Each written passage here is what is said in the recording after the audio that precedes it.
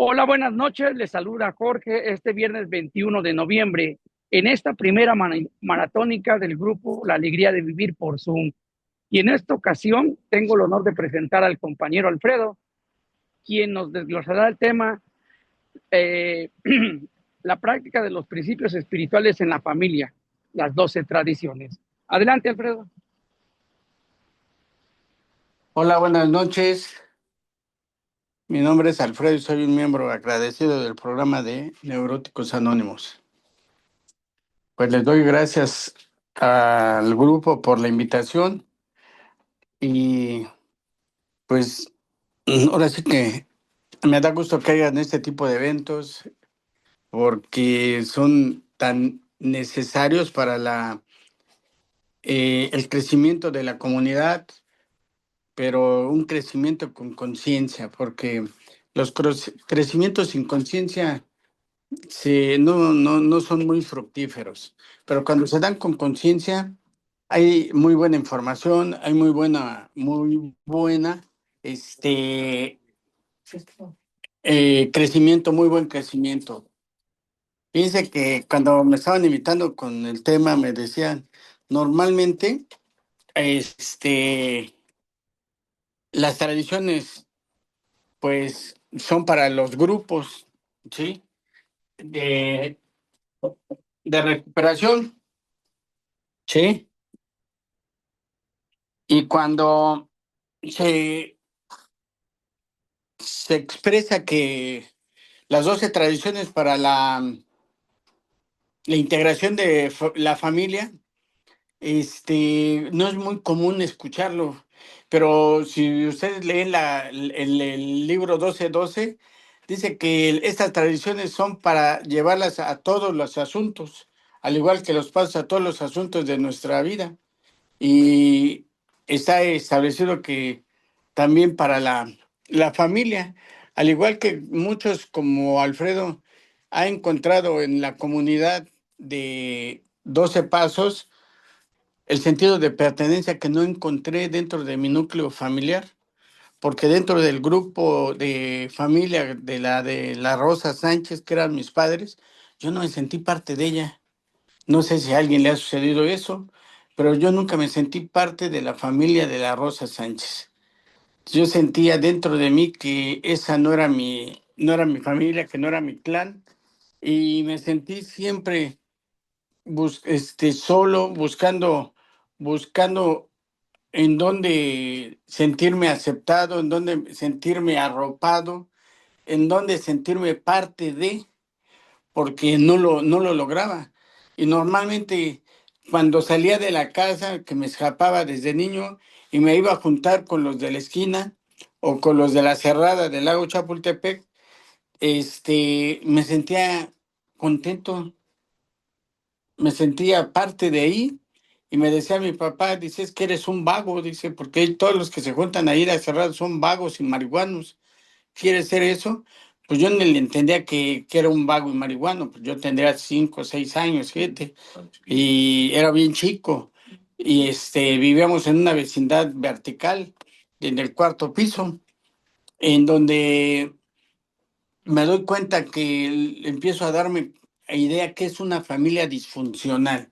Yo no sabía que era una familia disfuncional y yo veía que vivíamos en una vecindad en donde había en el primer piso los encargados del edificio y abajo había 12 departamentos, 12, en el segundo nivel otros 12, en el tercero otros 12 y en el cuarto otros 12.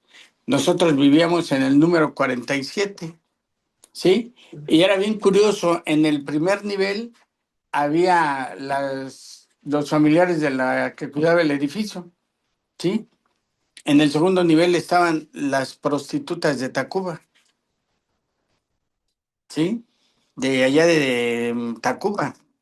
Y en el tercer nivel estaban los trabajadores, se les rentaba gente que venía de provincia a trabajar, ¿sí?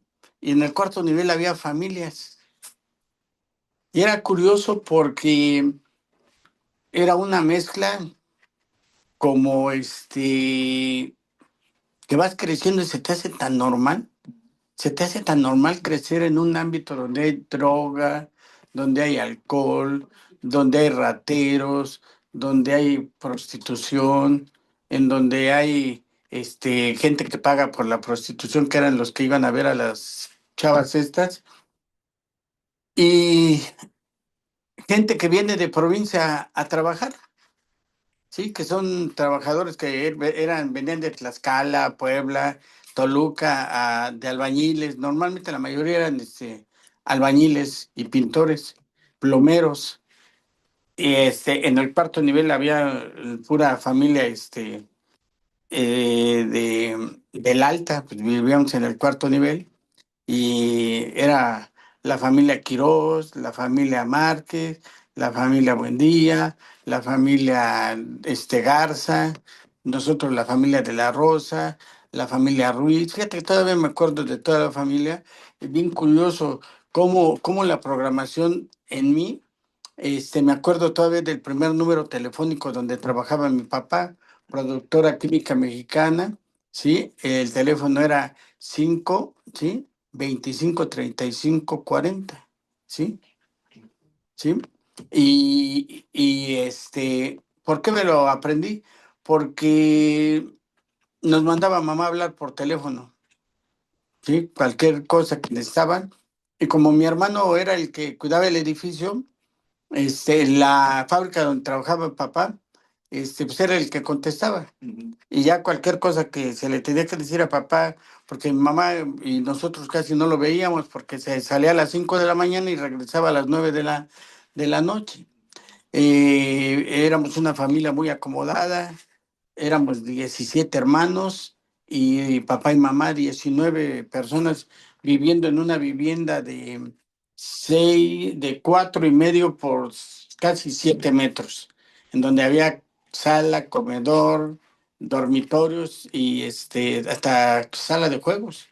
Ahí en esos dos cuartitos éramos muy acomodados porque mi papá era muy inteligente, muy astuto, que hizo unas maderas, las empotró a la pared y cuando las doblabas eran libreros, ¿sí? Y los libreros se empotraban y en el día, ¿sí? Eran cuatro camas empotradas del lado de la derecha, cuatro en la izquierda, ¿sí? Entonces habían 8 durmiendo en camas, ¿sí? Y los otros, 7, 9 en el piso. Bueno, uno de mis hermanos dormía con mamá y papá. Y mi hermano, Rafael, se llevó a vivir ahí a su novia, esposa. Y fíjate, bien curioso, vivíamos también que la gente quería vivir ahí, fíjate. ¿Eh? Y les he contado, fíjate, la disfuncionalidad. Mi hermano salió de primaria y se juntó con su maestra de primaria. Salió mi hermano de 21 años de primaria. Cursó 6 años quinto y 5 sexto. Y nada más porque era su maestra. Y nada más porque era su maestra, mi cuñada Sara, y se casó con Rafael al año que salió de la primaria. Rafael ya no estudió más Rafael. Todos mis hermanos salían de la primaria 16, 17 años. No sé si a ustedes les tocó ver ese fenómeno antes, que antes no te pasaban de años, si no aprendías, no te pasaban de año. Y y fue un fenómeno muy, muy, muy curioso. Y en la casa nada más trabajaba papá. Tuvimos un papá muy proveedor, pero no responsable, porque pues nunca entendía la diferencia de Alfredo de lo que era un proveedor y de lo que era un papá responsable. Un papá responsable es el que está al tanto de sus hijos, ¿sí? El que convive con ellos. Y un papá proveedor es aquel que se ocupa de la manutención, la comida, el techo, el vestido, pero no convive con sus hijos. Y uno de niño, en mi caso, pues no tienes esa idea de con cuánto se vive, cuánto ganas. Tú quisieras que tu papá estuviera contigo, que te llevara al fútbol, que te llevara a la escuela, cabrón, ¿sí? Fíjate que todo este fenómeno se fue llevando en la magnitud de que papá estaba presente a las 4 de la mañana, 5, porque nos despertaba a golpes. Al que se orinaba, pues ya nos pegaba a todos. Y normalmente el que se orinó la mayor parte del tiempo fui yo. Imagínense la disfuncionalidad de que me empecé a orinar a los 3 años de edad. 3 años. Y se me quedó en una escritura, gracias a las escrituras de cuarto y quinto paso, pude darme cuenta de ese fenómeno, de que yo me empecé a orinar cuando llegó mi hermana Lidia, a los 3 años. Nos llevamos de diferencia a Lidia y Lidia le lleva 3 a Gabriel y mis hermanos más pequeños, Gabriel y Lidia, los odiaba, cabrón, porque me quitaron el privilegio de dormir en medio de papá y mamá, porque yo dormía en medio de ellos dos. Yo tenía la atención de todos, pero cuando llegó Lidia me quitaron la atención y me mandaron a dormir al piso. En ese momento se activa algo que se llama abandono, ¿sí? Y se manifiesta en miedo, cabrón, ¿sí? Me pegó duro el abandono y en ese momento el abandono me genera en mí eh, soledad interna, ¿sí? Me siento interiormente desde niño solo. Yo podía estar rodeado de gente, pero era mucho la soledad que tenía. Pero para que no se me notara la soledad, siempre fui una persona dependiente, me hice acompañar de gente. Tenía que estar rodeado yo de gente. Si no, todo el tiempo era miedo, ¿sí? Y dice que esas son unas características de una persona que no recibió la cantidad o la calidad de afecto, de atenciones, de aprobaciones. Tú puedes, tú vales, tú mereces. En las equivocaciones que se les diga al otro, no te preocupes, sigo intentando.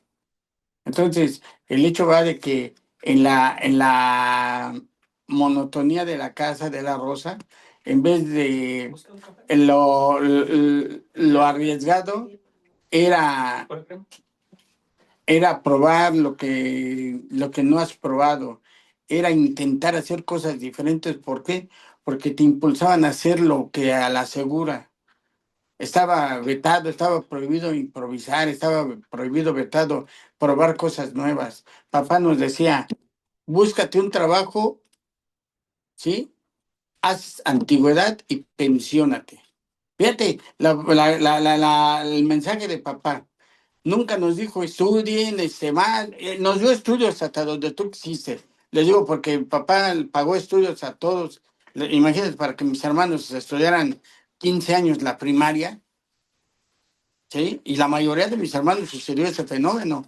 Entonces, salieron grandes, pero el patrón conductual que se mamaba ahí en la familia era nunca compres nada en abonos, todo de contado.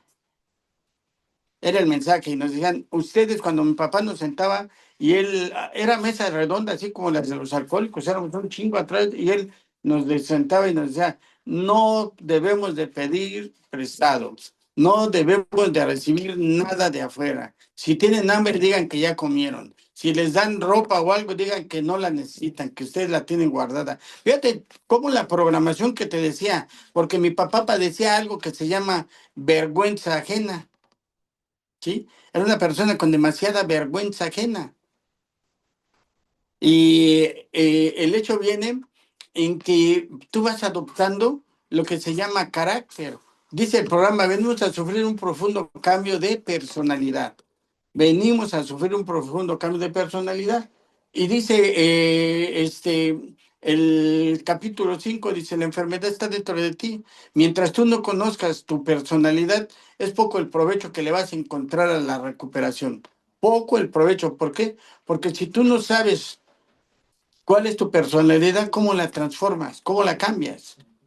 Y era a lo que veníamos. Entonces vengo con la programación de que vengo con la programación de que no se compra nada en abonos, solo de contado, que no se debe de pedir prestado. Entonces, esas eran las creencias de papá y yo les hice una vez la pregunta a mis hermanos, ¿y por qué no tienen una casa propia? ¿Por qué nunca tuviste un carro? Ninguno de mis hermanos tuvo una bicicleta. ¿Y sabes por qué? Porque traíamos inculcado hasta el tuétano que no se debe de comprar nada en abonos. Por eso papá nunca compró una casa, nunca compró una televisión, nunca compró una lavadora, nunca compró una estufa. La estufa de mi madre, hasta que le compré una cocina, le duró como, me dijo, como 50 años. Porque antes las estufas y los refrigeradores duraban, puta, no se acababan. Igual los carros, puta, no, era algo hacían para que no se acabaran. Entonces, empiezas a ver la metodología de vida que llevas. ¿Qué vida llevas? Y la personalidad que tú tienes, ¿de dónde la adquiriste?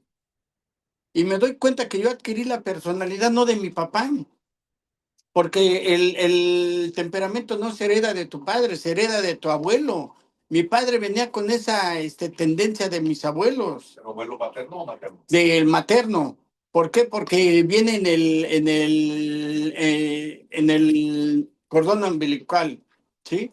Entonces, todo eso viene por generación, por materno, porque del otro lado dicen, y entonces el papá no, también el papá tiene una mamá. Y la mamá también transmitió a sus hermanos un temperamento que era el de su papá, ¿sí? Entonces nos vamos así y te quedas viendo que cómo es posible que nosotros éramos 17 hermanos y de 17 hermanos tuviéramos que estar viviendo en un cuartucho y el único que aportaba era mi papá y mis demás hermanos trabajaban, pero nada más lo que ganaban era para beber. Y te quedas de niño viendo porque deseas un montón de cosas. Y yo no entendía por qué siendo tantos padecíamos tanto. Y vas creciendo con esa mentalidad. Cuando crezca, yo los voy a sacar de jodidos. Fíjate, cuando crezca, yo los voy a sacar de jodidos. Y esa es la mentalidad que va adquiriendo el hijo resolutor. ¿Han oído hablar del hijo resolutor? Pues el hijo resolutor es una persona que se está adjudicando responsabilidades de papá o mamá juntos para hacerse cargo de sus hermanos y de sus padres, pero viene a través de un temperamento, ¿sí? Entonces, esto a nosotros nos viene metiendo a esa situación en la cual empiezo a darme cuenta que yo vivía en un lugar donde hay prostitución, ¿sí? En donde hay alcoholismo, ¿sí? En donde ser marihuano era lo peor que podía pasar porque no había tanta droga como hoy que coca, en aquel entonces lo peor que podía hacer era marihuano, cabrón. Y ya si no te alcanzaba para la marihuana, eras monero, o eras tinero, o eras de aguarrás, si no te alcanzaba con monas de gasolina. Y entonces se vienen dando cuenta cómo toda esa programación que tú vienes adquiriendo te va formando un carácter.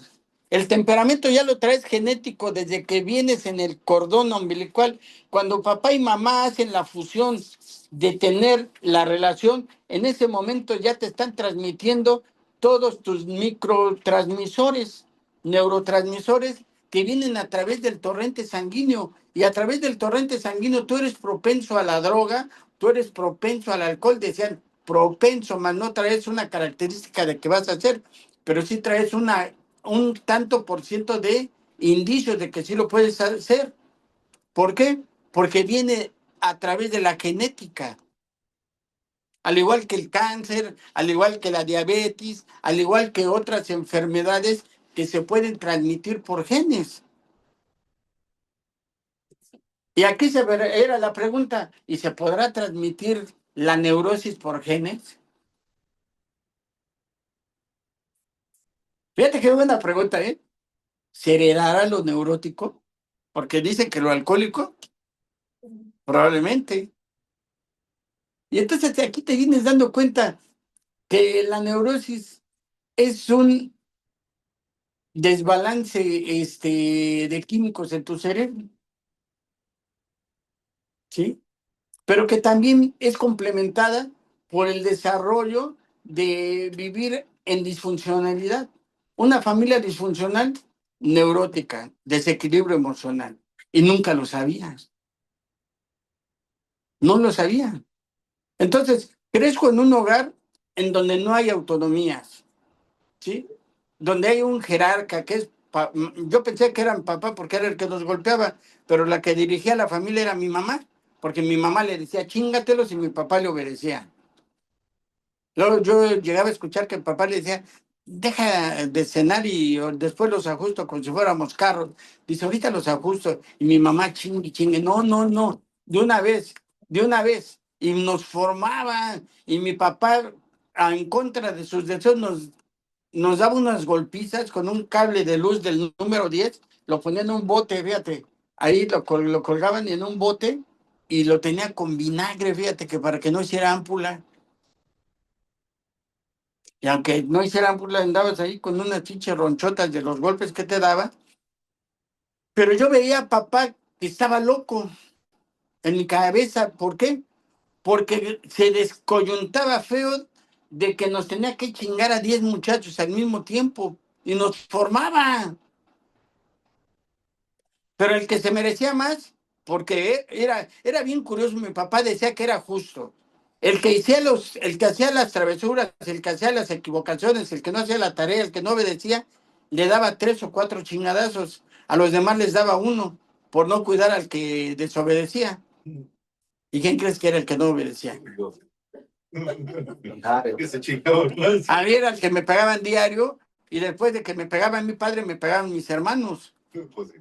¿Sí? Entonces vas creciendo en una metodología de vida en la cual dices, no le encuentro sentido a esto, cabrón. Yo veía a la familia Quirós y la señora Cata, vendían billetes de lotería, era de esas gritonas que vendían la lotería. Su pareja, don Manuel, vendía lotería, ¿sí? Y también tenían como 8 hijos ellos, pero nosotros éramos más. Pero vivían muy bien, fíjate. Ellos tenían televisión. Y yo decía, ¿por qué nosotros no podemos tener ni un pinche radio de bulbos, cabrón? Porque eran de bulbos, no eran de transistores, eran bulbos. Y ellos sí.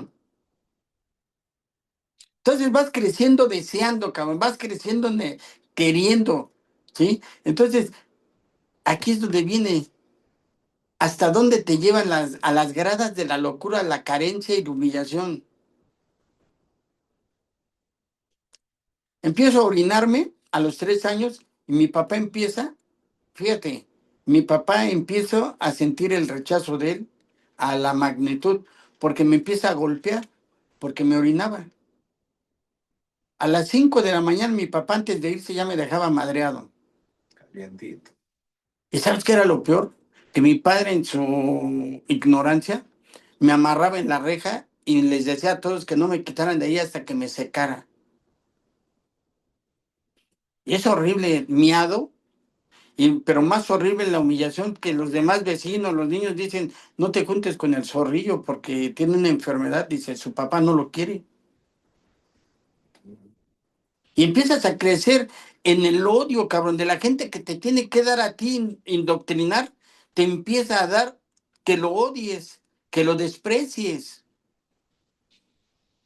Y luego se la jalaba bien gacho que decía, y lo hago por tu bien, cabrón. Si vieras que a mí me duele más golpearte, pues no me pegue, cállese, cabrón. ¿Sí? Entonces, la metodología de vida que vienes llevando, te vas dando cuenta, vivimos en carencia, no tenemos el dinero suficiente, no tenemos la comunicación adecuada, ¿sí? Pero eso sí, excesivamente religiosos, ¿eh? Mi padre, excesivamente religioso, y nos ponía en la religiosidad hasta el tuétano, cabrón. Porque mi padre tenía que ir a las 5 de la mañana a misa, se iba para estar en la misa de temprano, ¿sí? Y nos ponía a rezar en la madrugada. Él se levantaba. Se levantaba y me chingaba y luego me ponía a vocalizar. Entonces, parece una pinche novela de esas, dice, ¿existirán familias así? Y cuando empiezo a ver que en el lugar donde yo vivo, empezamos en la drogadicción a los 5 o 6 años. Yo empecé a los 8. Empecé con el alcohol a los 8 años y siguió la droga. Pero empiezas a darte cuenta que hay otros que al año, en vez de darles leche, les dan una mona a los niños para que no pidan de comer. ¿Y a poco hay lugares así? Pues nada más voltea a ver un poquito hacia atrás, hacia tus lados, y empiezas a darte cuenta, ¿cómo carajo no vas a crecer disfuncional, cabrón? Le dije un día a mi mamá, ¿por qué tuvo tantos hijos? Porque Dios me los mandó. ¿Y por qué doña Elena, que quería un hijo, que hasta le dijo que me regalara con ella, pues ella me criaba, y usted dijo que no? ¿Por qué Dios es tan injusto que doña Elena quería un hijo y Dios no se lo da? Empiezas a hacerte preguntas de esa índole. Y empiezas a darte cuenta que vas creciendo en un hogar disfuncional, ¿sí? ¿Y qué es lo que te lleva a todo eso? Al odio, al rechazo, al dolor, a la humillación, al resentimiento, a la vergüenza, a la culpa, a la humillación, al rechazo, al trato injusto, ¿sí? Al abandono, a la traición. Entonces vienes, desde que tú vienes en el vientre, ya vienes plegado con ese tipo de heridas. ¿A poco yo me ponía a pensar y le decía a mamá, ¿usted qué sentía cuando le decían está embarazada? Yo no creo que brincaba de gusto, cabrón, si se estaban tronando los dedos para ver qué vamos a desayunar o a comer. Y yo cuestionaba así a mi mamá, porque entre más le diera en la madre a mi mamá, entre más pudiera humillar a mi padre, yo disfrutaba por el odio, el rechazo que les tenía. Entonces, esto te viene llevando a que encuentras por qué soy como soy, cabrón. ¿Por qué no puedo vivir en paz? ¿Por qué no puedo vivir tranquilo? ¿Por qué si tengo una familia bonita, tengo un trabajo bien pagado, tengo unas hijas bonitas, vivo en un lugar adecuado? ¿Por qué no soy feliz, cabrón? ¿Por qué hago todo lo que hago para no llegar a la casa?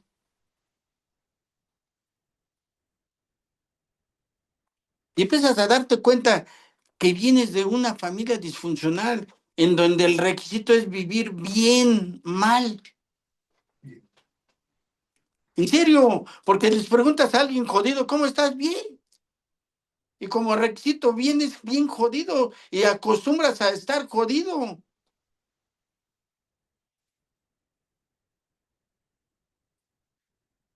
Pero fíjate lo que son las cosas. Hay una diferencia. Yo no viví en la miseria, sí viví en la pobreza. Pero aparte de donde yo estaba, había otros que estaban miserables, cabrón. Porque hasta los lados, como dices. Más miserables que nosotros. ¿Y qué crees? Que empecé a juntarme con los miserables, porque con los que estaba de mi cáncer, de donde yo me sentía menos que ellos. Y yo no me podía juntar con los que tenían más o estaban mejor que yo, porque una de las cosas que me sucedía internamente, que yo me sentía menos, me sentía feo, menso, bruto.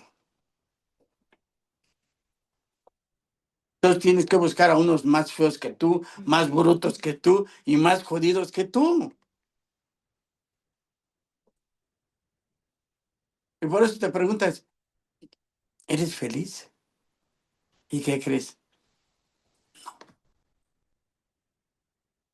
En la literatura no se equivoca. Dice que vamos a llegar personas a encontrar lo que hemos deseado y no lo vamos a disfrutar porque no estamos preparados para ello.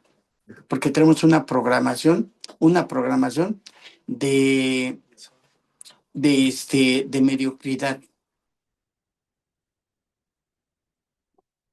Entonces, cuando empiezas a darte cuenta dónde es, cómo viene tu origen, empiezas a darte cuenta, ya vas, yo estoy mal. Nosotros dentro de la comunidad de NA, de AA, de todos los de 12 pasos, venimos y nos estamos dando cuenta de que es un fenómeno que la enfermedad no viene hacia nosotros. La pobreza, yo me pregunté siempre, ¿por qué mis hermanos todos son pobres y por qué mis tíos, mis primos son ricos? Los hermanos de de mi papá eran diputadas, ahí en Tlaxcala vivían bien, priistas, y mi papá no. Y cuando escucho la historia por eso tienes que ir al origen de tu familia para saber cuál es tu conciencia, porque tienes que conocer tu conciencia. Una conciencia formada jamás es manipulada, pero si hay inconsciencia vas a ser presa fácil de la manipulación. Y entonces tuve que ir a ver mi árbol genealógico y investigo que mi papá se casó con mi mamá, que era la hija del caporal, y mi papá era Junior. Mi papá era músico, fíjate, mi papá le tocaba a Jorge Negrete en los tres, era de los estos trío Las Calaveras, mi papá. No sé si ustedes hayan escuchado eso. Nicho de la Rosa, yo hasta dije, pinche nombre feo, y era el nombre bien conocido ahí en Tlaxcala, todo eso fuera buen músico, mi papá. Pero tuve la desgracia de que se enamoró de mi mamá, jodida. Y le reclamé, le digo, ¿cómo es pendejo? ¿Cómo se casa con esta pinche india que no sabe leer ni escribir? Pendejo, si no me caso, no naces. Se parecerá risa, pero así le reclamaba, porque yo estaba ya bien enojado con él.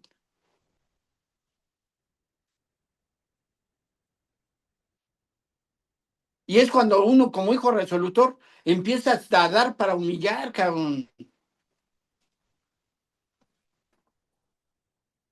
Y empecé a cuestionar por qué somos jodidos si ellos son ricos. Porque mi abuelo desheredó a mi padre cuando se casó con mi mamá.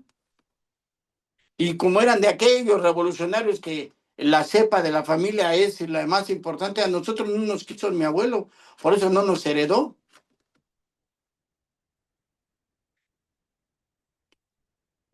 Entonces, fíjate, empiezas a darte cuenta que decía mi tía Ernestina, diputada, me decía, el único del arroz eres tu hijo.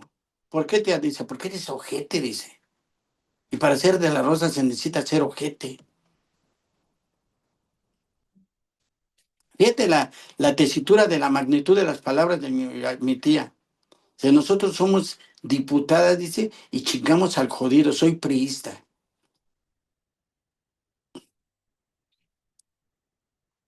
Entonces, tienes que conocer el origen, de dónde vienes, cabrón. Porque si no conoces el origen, ¿sí? ¿Cómo lo sanas? Ayer hablamos del tema, ¿no? ¿Sí? ¿Cómo vas a, a sanar el efecto si no conoces la causa? Y estás aferrado con la causa, ve qué lo está haciendo el efecto. Entonces llegamos a un programa en donde esta noche nos invitaron a que desglosáramos lo que son las 12 tradiciones, ¿sí? En la familia. Normalmente nosotros conocemos las tradiciones en el grupo y dice, vas a desglosarlas porque me queda poquito. Dice, la primera tradición a nivel grupo, el bienestar común debe de tener la preferencia. La recuperación personal depende de la unidad del grupo. Si aquí en el grupo no hay unidad, no hay recuperación. Si aquí en este grupo, fuente de vida, no hay recuperación, no hay unidad y se va a terminar, el grupo va a padecer y a morir. ¿Sí? Entonces te dice, El bienestar, dice, por ser el egocentrismo la causa de la enfermedad emocional, por ser el egocentrismo la causa de la enfermedad emocional y espiritual, no es de extrañar que hemos pasado mucho tiempo en busca de nuestro bienestar individual. Hemos pasado mucho tiempo en esa búsqueda de mejorar yo. Y te dice, y no teniendo en cuenta el bienestar colectivo, habiendo roto los lazos de unión con la sociedad de tus padres, teniendo en cuenta la práctica del egoísmo, habíamos construido una barrera que nos aislaba emocionalmente y que impidía la sana convivencia con nuestros semejantes. ¿Por qué no puedo convivir sanamente con mis semejantes? ¿Por qué los tengo que estar criticando? ¿Por qué los tengo que estar juzgando? ¿Por qué los tengo que estar menospreciando, cabrón? Y dice, por una simple y sencilla razón, cabrón, porque no te aceptas tú, porque ya no es tu egoísmo, es tu egocentrismo el que te separa. El egoísmo es de tu boca para adentro, pero tu egocentrismo, y deja que llegue a egotismo, porque llega a tal punto que enferma y se vuelve un egotismo. Y te dice, ¿sabes qué? Imagínate si en tu grupo eres así, ¿cómo eres en tu casa? ¿Y cómo puedes empezar a practicar la primera tradición en la familia? Dice que nuestro bienestar común debe de tener la preferencia. La recuperación personal depende de la unidad que haya en tu familia. Primera tradición para tu familia. La recuperación personal depende de la unidad de tu familia. Nada más voltea a ver, en tu familia de tus padres había unidad. Yo veía a los memines, que eran como 8 negritos, los cabrones. Se peleaban entre ellos, cabrón, pero se daban unas chingas bonitas. Pero cuidado te metieras con uno de ellos, cabrón, porque le brincaban todos. Y yo tenía que pagar para que le pegaran a mis hermanos, fíjate, porque me caían gordos mis hermanos y le pagaba a los memines, péguenle a mis hermanos, cabrón. Y se siente bonito cuando les dan en la madre. Eso es placer. Es un placer deformado. ¿Por qué? Porque el niño que ellos golpeaban se estaba desquitando. Y traes un montón de veneno. Entonces te dice, ¿qué es lo que te está metiendo en ese? El sentido en la familia, la armonía del hogar es más importante que cualquier otra diferencia personal. Cuando la familia está unida, cada miembro puede desarrollarse sana y mejor, porque cada miembro no ve por él, ve por el bienestar del que está a su lado. Y yo veía en la familia ahora de mi hija, ponen el pan, están así, y yo estaba en chinga a ver cuándo agarro el mejor pan, cabrón. ¿Sí? Y mis nietas no, le dejan el mejor pan primero que su papá, ¿cuál quiere? Y los demás, ¿cuál que este? Y yo no me los quedaba viendo, y le digo, ¿y tú por qué no agarras el pan que quieres, hija? Dice, porque yo debo de ver cuál quiere mi hermana. Y le digo a mi hija y a mi yerno, le digo, oye, ¿sí, ¿quién les enseñó a ser papás a ustedes? Dice mi hija, pues de algo me sirvió escucharte tantas veces las juntas que dabas en la casa, aunque no las practicabas, pero dabas las reuniones. Entonces, se va filtrando lenta y paulatina, pero no es eso. También hubo cambios de fondo de mi parte, ¿sí? Entonces te dice la primera tradición, la familia es lo más importante, no son tus deseos personales lo más importante es la estabilidad de la familia. Porque yo me compraba zapatos buenos y desacompletaba el gasto. Y yo lo completo en la semana. No, cabrón. A mí no me importaba mi familia, me importaba más lo que yo quería. ¿Sí? Y aquí nos los está diciendo la tradición. ¿Cómo la practicas, canijo? ¿Cómo? ¿Sí? Dice el programa que los pasos son para tu recuperación personal. La honestidad, la esperanza, la fe, el valor, la integridad, la buena voluntad, ¿sí? La humildad y la autodisciplina. Dice, de la autodisciplina se va a hacer el amor, y del amor la perseverancia, y de la perseverancia el despertar de espíritu. Y eso te va a llevar a ti a tener la capacidad de ser útil hacia los demás. Estás en condiciones de ir hacia tu familia. ¿Para qué? Para hacer la unidad.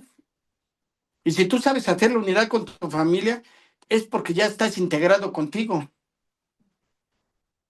Mientras no estés integrado contigo, que lo que piensas, sientes, hablas, esté de acuerdo con lo que haces, no va a haber integridad en tu familia. ¿Sí?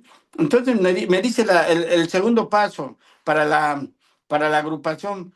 Para el propósito de nuestro grupo solo existe una autoridad fundamental, un Dios amoroso como se puede expresar en la conciencia de nuestro grupo.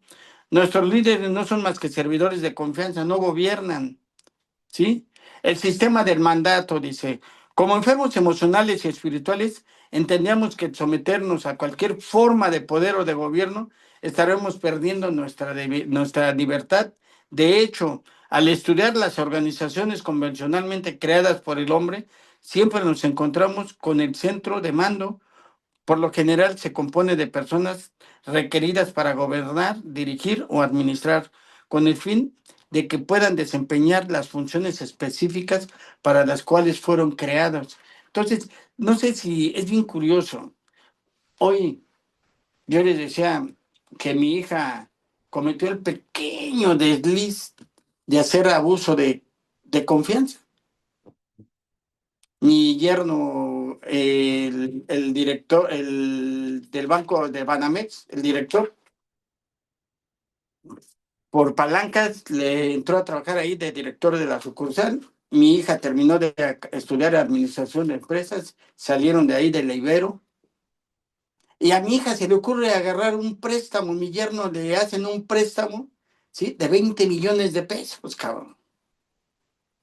Y se compran una pinche casa en satélite. Donde tú querías. Digo, no manches, si eras en Atizapán, te hubiera subido más, el pinche cerro está más barato. Mi hija ni trabajo tenía todavía, pero ya estaba de asesora en el banco, él le metió. Pasaron 2 años en los cuales hicieron un inventario y se dan cuenta que ellas se hicieron un préstamo para un negocio y el negocio era una casa, unos carros. ¿Y dónde estaba el pinche negocio? ¿Y sabes qué le hicieron a mi hija? Le quitaron su célula profesional. Y bien llorosa, ¿no? Que la chingada, y que hay que pagar, ¿sí? Regresaron, todavía tuvimos que vender una casa, se pagó, ¿sale? Pero aquí viene lo más chingón. Cuando ella me dice a mí, dice, me da vergüenza, papá, contigo, dice, ¿por qué? Dice, porque ya no puedo ejercer. No, porque me quitaron la célula profesional, ya no tengo. Y afortunadamente ya tenemos estos principios. Y le digo, oye, hija, ¿y también te quitaron todo lo que aprendiste y ya se te olvidó?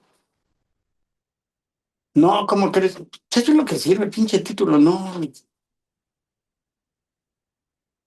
Y les tienes que prender la pinche pila, cabrón, porque sí, ¿sí? Este programa te da para que dice que saca lo mejor de ti. Y si no lo saca. Pero tenemos que estar, fíjese, cuando nos dice, por eso tu hogar no funciona? ¿Por qué?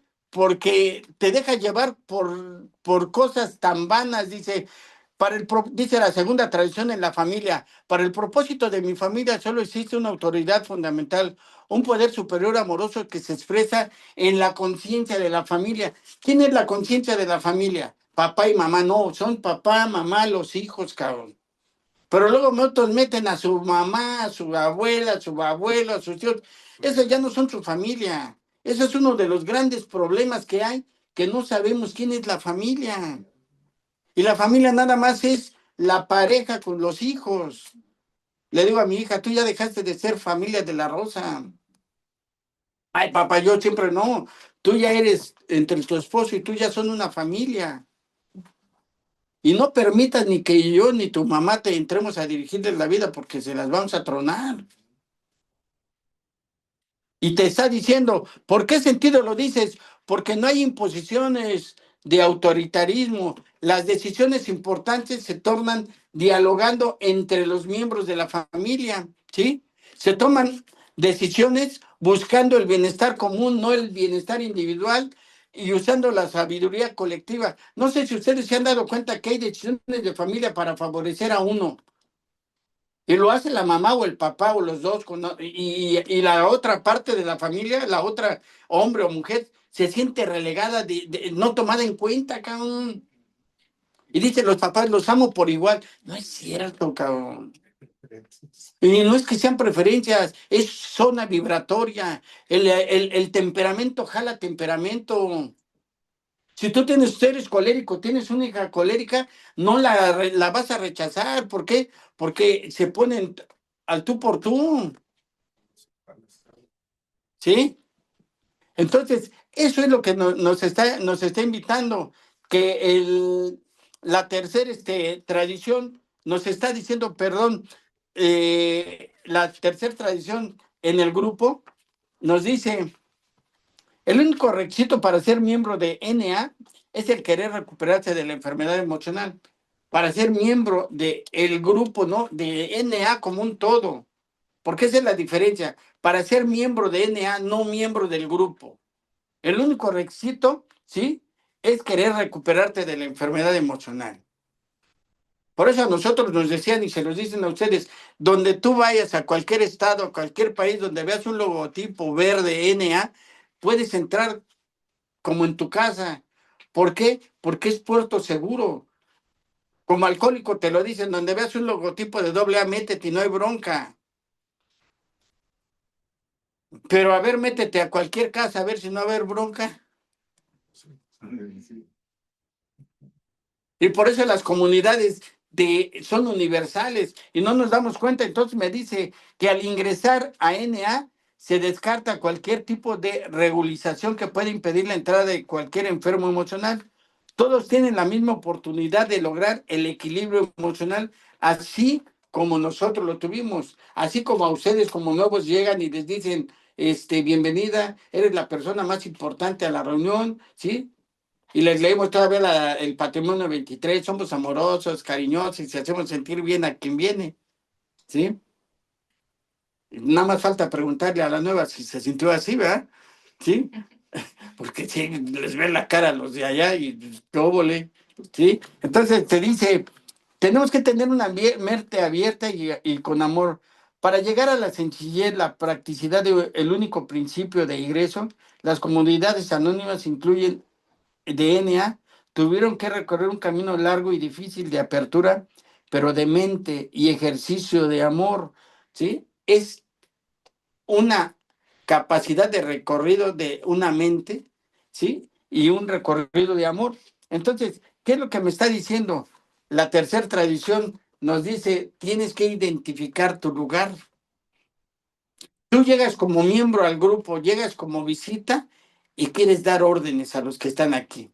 Los ves chiquitos y orejones. Llegas como parte de miembro del grupo y le quieres decir a los servidores, a la conciencia, cómo le hagan, cuando tú no sabes ni hacerlo. ¿Por qué? Porque no tienes un servicio, nunca lo has hecho. Pero sí creo saberlo, cómo lo pueden hacer ustedes. ¿Y lo has hecho? No, pues no. Y es lo que te dice, tienes que acallar tus clamores internos, ¿sí? Porque no sé si han conocido mamás o hermanas o eso que le dicen a los demás, y lava bien los trastes y nunca han lavado los trastes. Y por eso a nosotros la tercera tradición en la familia está bien explícita y nos dice, el único requisito, ¿sí? Para formar parte de la familia de la Rosa es desear vivir en paz y dejar actitudes neuróticas, cabrón. Fíjate que le digas eso a tu familia. El único requisito para vivir aquí es que no grites, cabrón. Que respetes lo que no es tuyo. Que saludes cuando llegas. Que te despidas cuando te vas. Que si agarras algo lo regreses a su lugar. Que hay un horario de llegar. Que se paga por vivir ahí, que cuesta vivir en la casa. Porque hay hijos o hijas, papás que no les enseñan a suministrar, a pagar, y hacen hijos inútiles. Y luego se quejan, ¿por qué es inútil? Pues porque tú le enseñaste. ¿Y qué es lo que te sucede con eso? Dice, en el sentido más práctico, dice, en la tercera tradición en la familia, a la familia se le pertenece con amor. Y vas a permanecer en esa familia por amor, no por obligación. Y la disposición a mejorar no se exige perfeccionismo, solo se busca la buena manera de cambiar lo que no funciona en ti, no en lo de los demás, en ti, porque yo quiero que tú cambies para que yo sea feliz. ¿Ustedes han tenido en la familia un drogadicto, un alcohólico, y que piensas que si él cambia, los broncas se van a cambiar? ¿No? Pero ustedes han sido borrachos o drogadictos, ¿no? Y pensar que cuando yo deje de beber y drogarme, mi vida va a estar bien, y no es cierto. ¿Ustedes han tenido en la familia un mujeriego? Yo. ¿Qué? Yo. Levanta la voz. Yo. Ujú. Y pensando que se le iba a quitar lo mujeriego, él iba a ser buena persona. ¿Y qué crees? Que no. Se volvió un neurótico,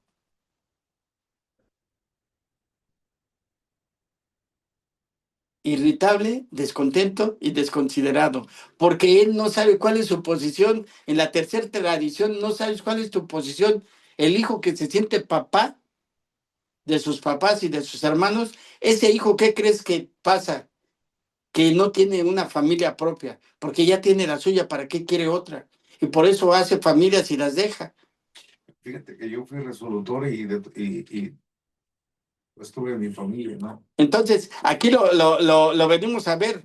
Dice, buscas el perfeccionismo, ¿sí? Y la buena voluntad para cambiar. Y te lleva eso a la cuarta tradición en la cual te está diciendo, ¿en tu familia hay autonomías, en tu grupo? Aquí en el grupo hay autonomía, sí, pero no se respetan unas.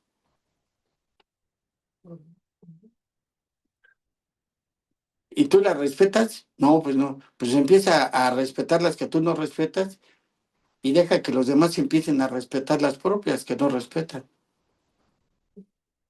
¿Sí? ¿Y a poco funciona eso? Entonces, ¿cuándo van a cambiar ellos? Cuando tengan que cambiar, hasta que el defecto los haga infelices y desdichados. Y por eso te dice, la cuarta tradición dice, cada grupo debe de ser autónomo, excepto en asuntos que afecten a otros grupos o a NA considerado un todo.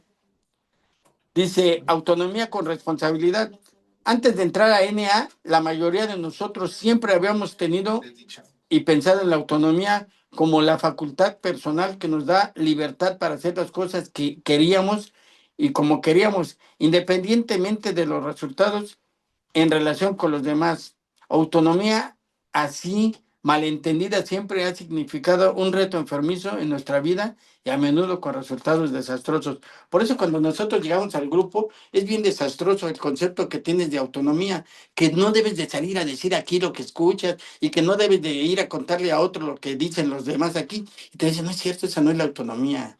La autonomía es que tú vengas, escuches la junta y vayas y practiques afuera lo que tienes que hacer. Tú no eres promoción, eres atracción. Que se te note que vas a un grupo, Yo me acuerdo cuando le dije a la mamá de mi chica, es que yo tengo que ir al grupo, debería ir tu hermano, y se me ocurre pasarle el mensaje a su hermano de ella, y su mamá dice, no, no, no, déjame mi borracho ahí en paz. ¿Qué te pide? Dice, para que ande así como tú, mejor déjalo así.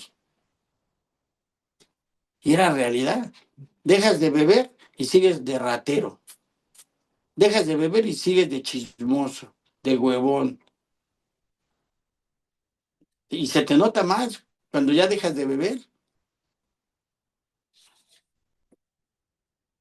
Y aquí por eso te está diciendo, vamos a ver, ¿sí? La cuarta tradición, ¿qué te está diciendo? No te cuides tanto de eso. La cuarta tradición en tu familia, ¿cómo la vives? Cada familia debe de ser autónoma, excepto en asuntos que afecten a otras familias o al programa de NA como un todo. Las autonomías que hay en tu familia afectan a tu familia y ahí empiezas a ver cuáles autonomías había en la familia de la Rosa. Pues que si no obedecías lo que decía papá y mamá, había golpes, ¿sí?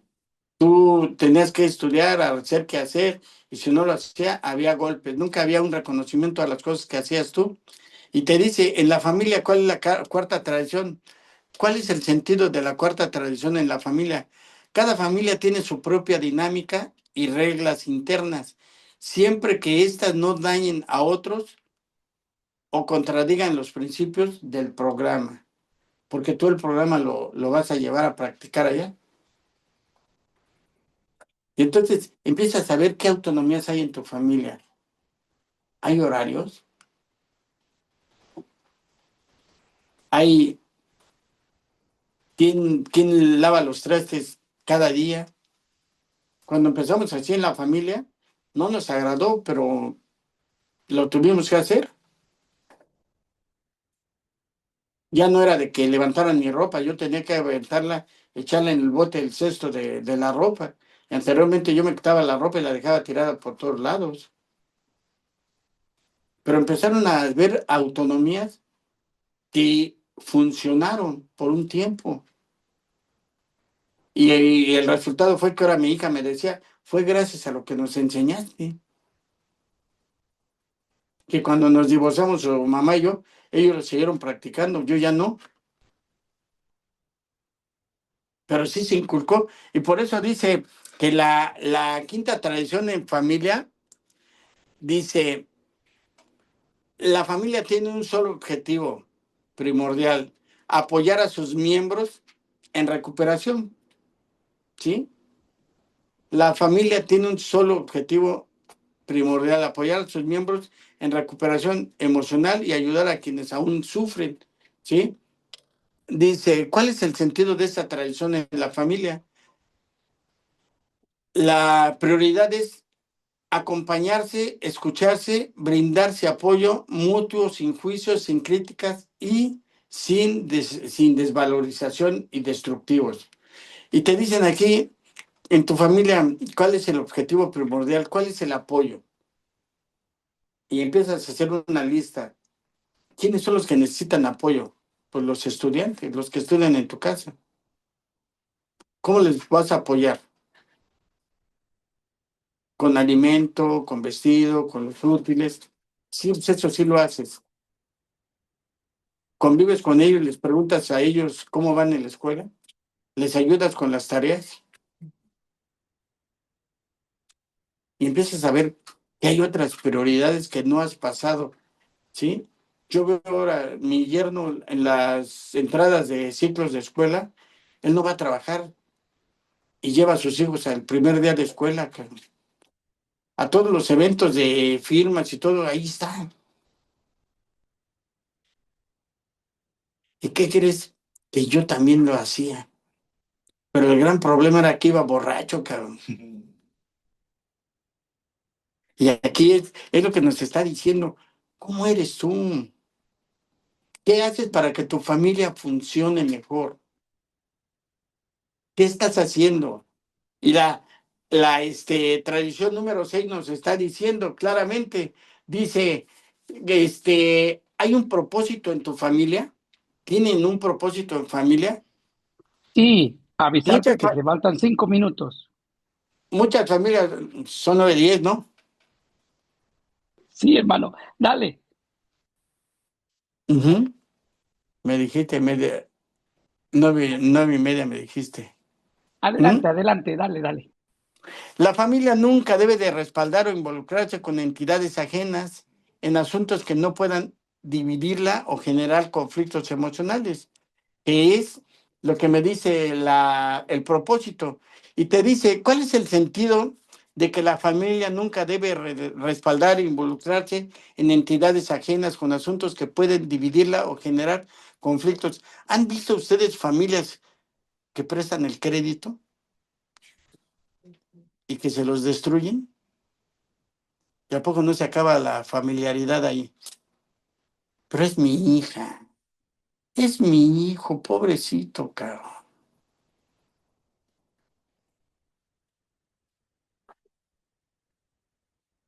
Y te quedas, ¿y cuál es el sentido de eso? Y hay más, que le das prioridad a los papás y menosprecias al marido, cabrón. O viceversa, a la mujer la menosprecias por darle cavidad a tu mamá, a tu papá. Y el sentido es no mezclar problemas familiares.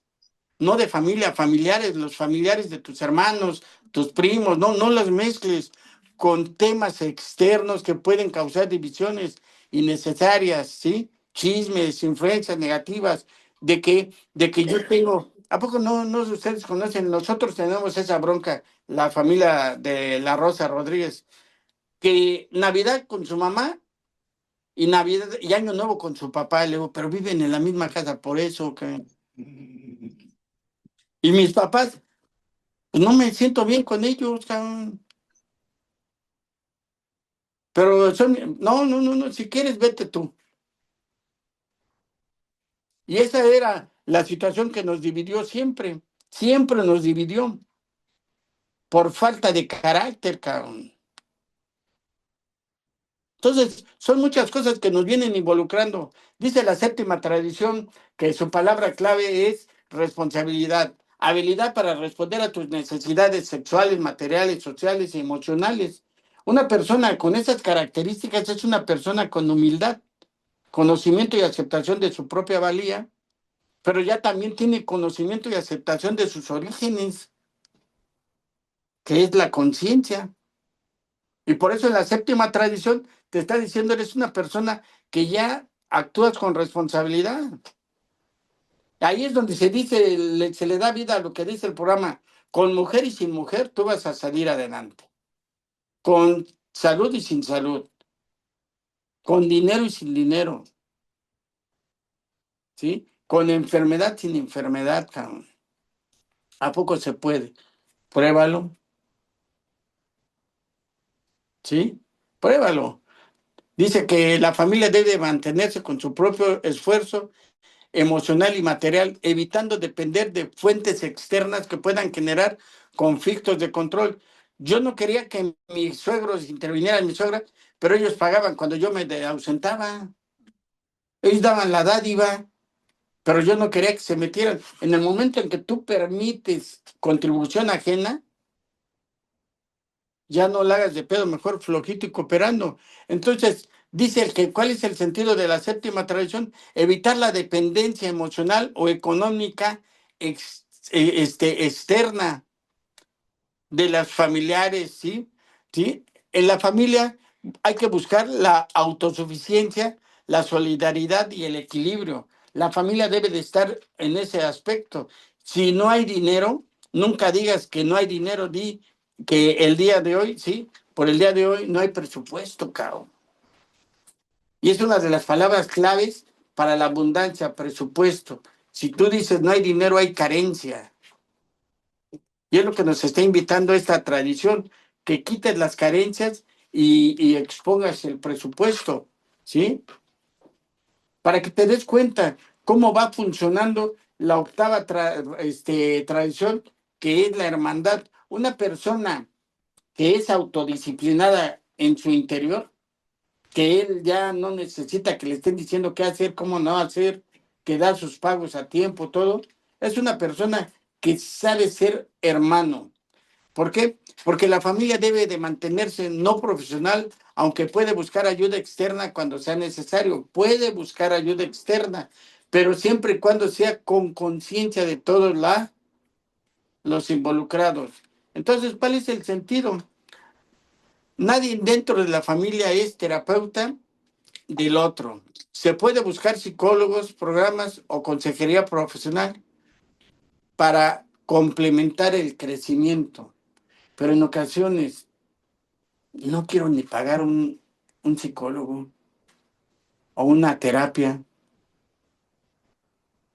y dices, no tienen dinero. No, sí tienen, pero es más fácil que vayan de compras, vayan, den un regalo a otra persona que no es de la familia, que invertir en su progreso, en su bienestar. Y por eso aquí te lo está diciendo, nadie dentro de la familia es terapeuta del otro. Y parece aquí, es bien curioso, la mamá esposa, ¿a poco no termina siendo la terapeuta del hijo esposo? O viceversa, el papá esposo termina regañando a la mamá hija. Casi no se ve en esos casos. Ujú.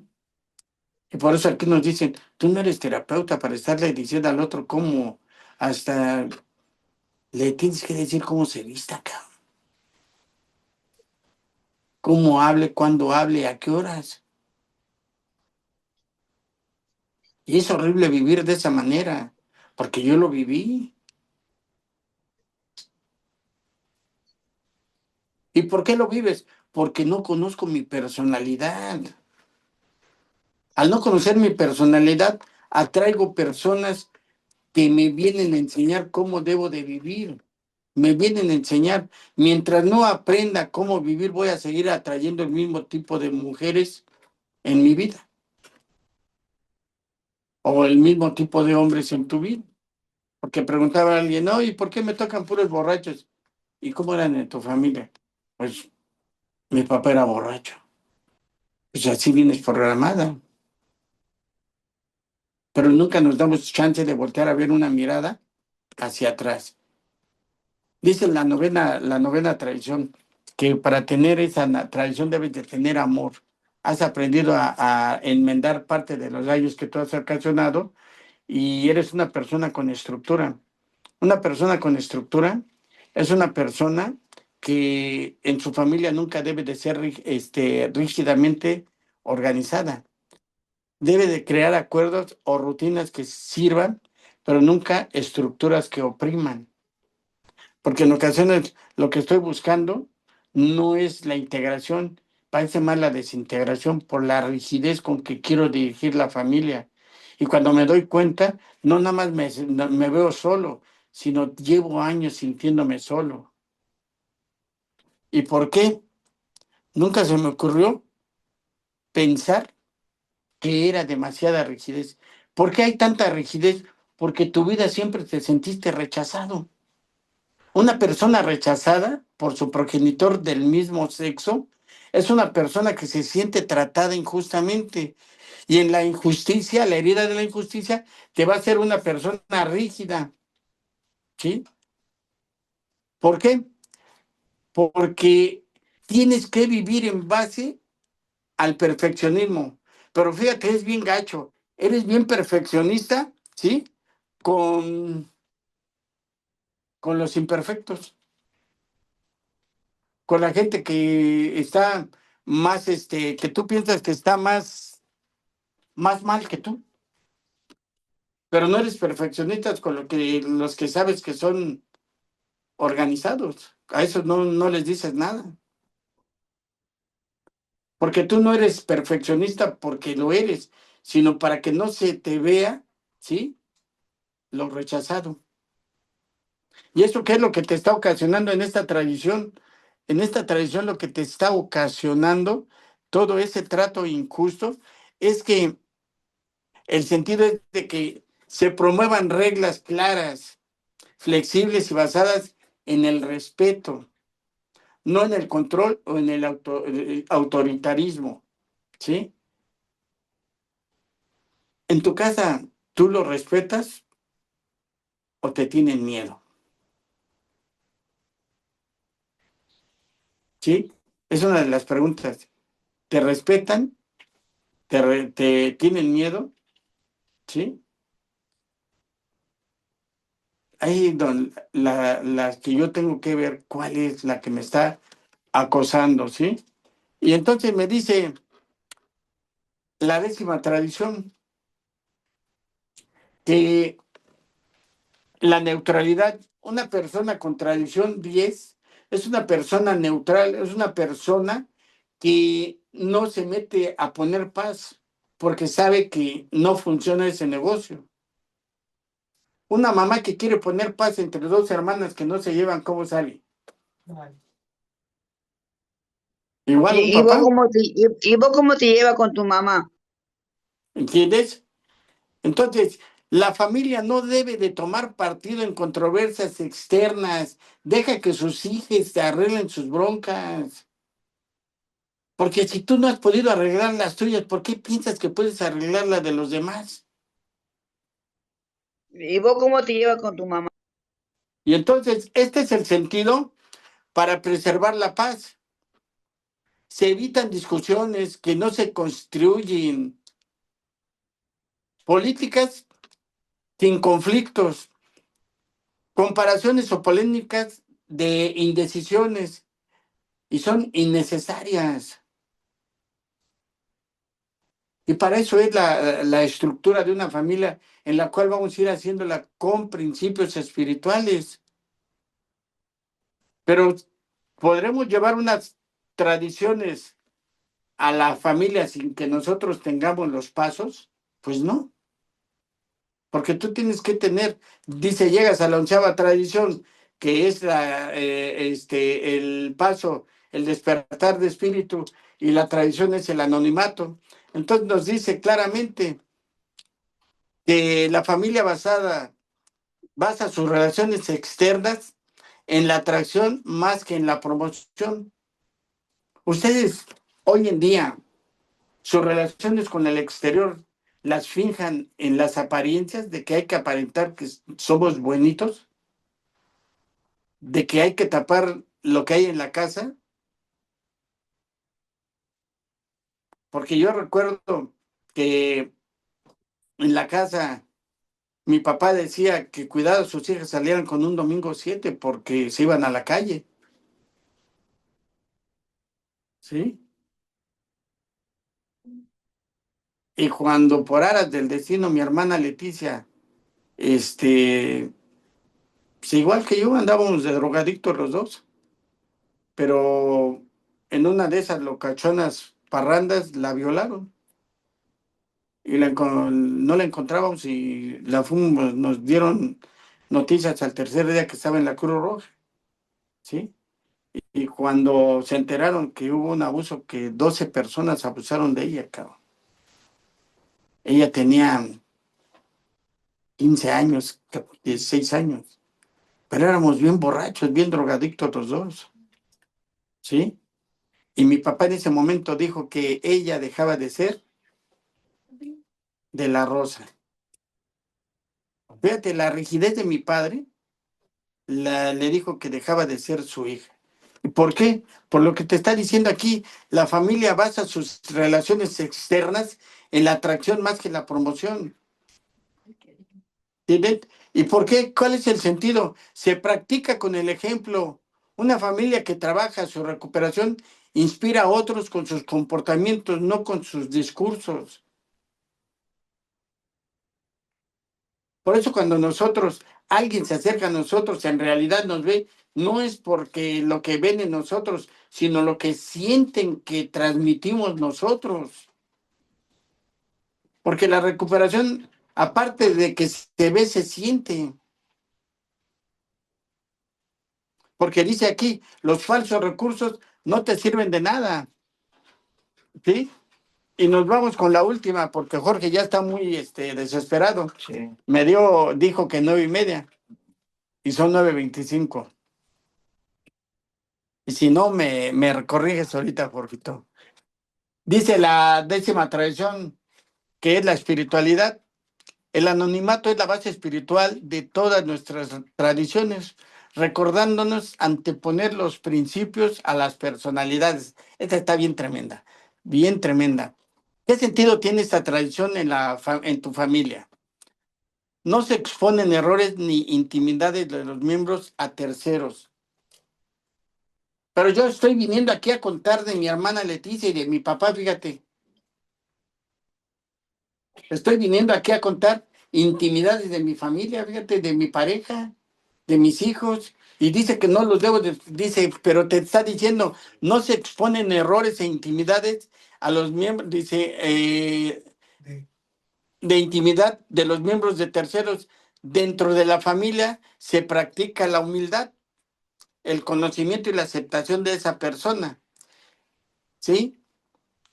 A nosotros, cuando llegamos de recién, nos dan chance de hablar, ¿sí?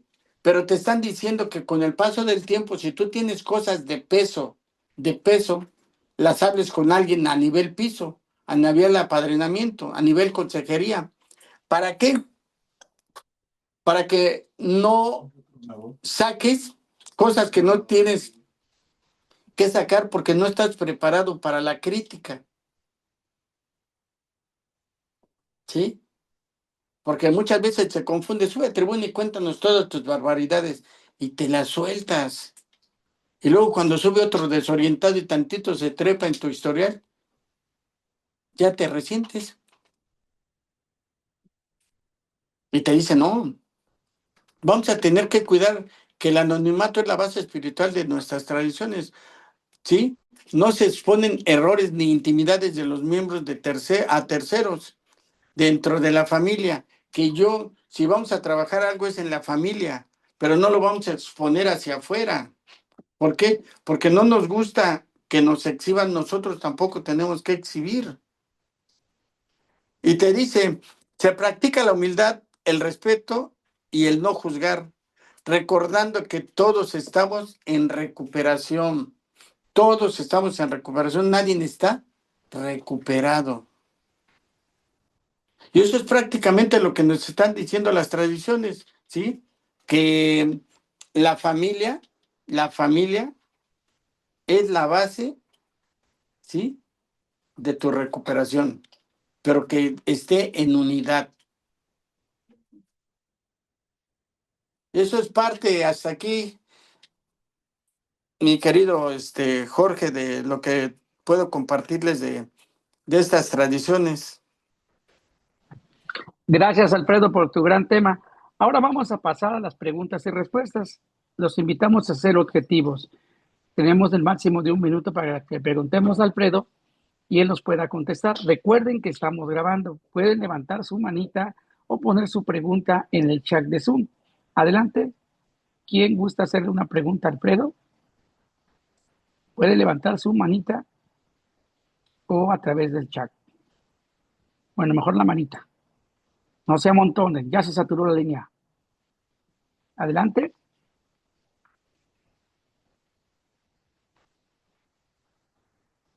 Ando muy tímidos. Nadie.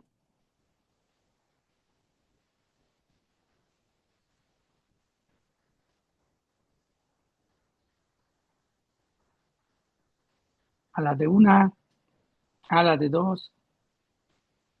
¿Sí se pueden levantar las manitas o no? ¿Nadie quiere preguntar?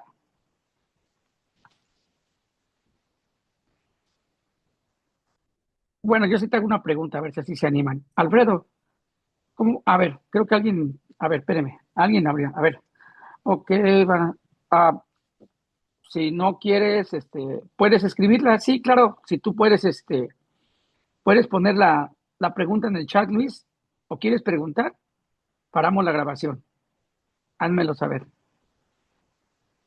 Jorge, ¿deseas que la apague? Ajá, por favor, para que pregunte. Por favor, gracias, Verónica.